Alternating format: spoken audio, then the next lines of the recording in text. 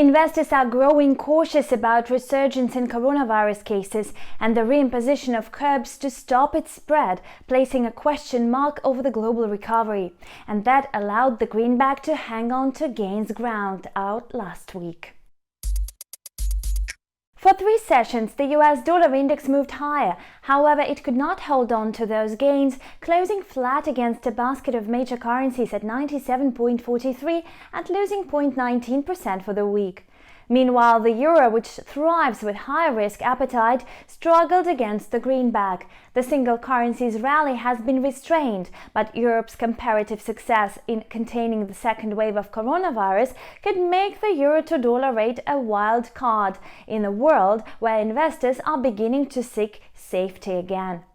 The euro gained a fraction on the dollar last week, but the greenback was in demand. The euro finished at 1.1219 on Friday, posting a slight 0.3% gain for the week. According to analysts, the single currency is also being negatively affected by the risk of new US tariffs being introduced on European products. However, the main driver of the exchange rate is still expected to be the dynamics of risk aversion in relation to the evolution of the pandemic. Therefore, a potential deterioration in market sentiment would favor the dollar to the detriment of the euro. In the meantime, the British pound's ongoing trend of depreciation remains intact as the EU and UK engage in another round of Brexit trade negotiations. Cable finished down by 0.6% at 123.35 on Friday, posting a 0.1% loss for the week. The British pound has come under pressure during 2020 thanks to a combination of a coronavirus-inspired market sell-off, Bank of England's interest rate cuts, and renewed Brexit anxieties. Meanwhile, among crypto traders, fear sentiment still abounds. The Crypto Fear and Greed Index current score is 41. The tool uses multiple factors to compile an index from 1 to 100, with the higher score a sign that traders are irrationally optimistic and a correction is due. Bitcoin rose by 1.23% on Sunday, partially reversing a 1.72% fall from Saturday. It ended the week down by 1.87% to $9,125.40.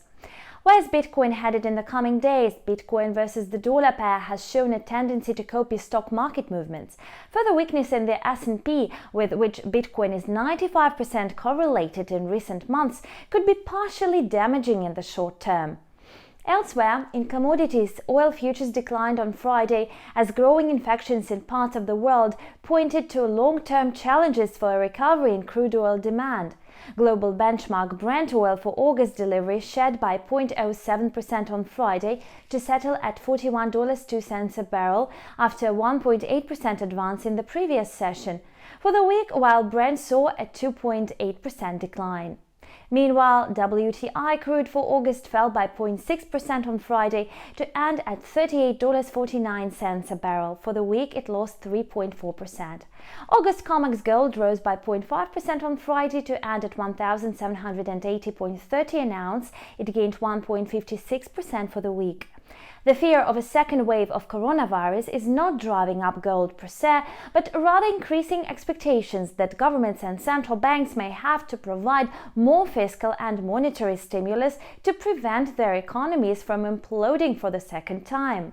You've watched the combined review of Forex and commodity markets on Insta TV. Thank you for watching and see you back soon.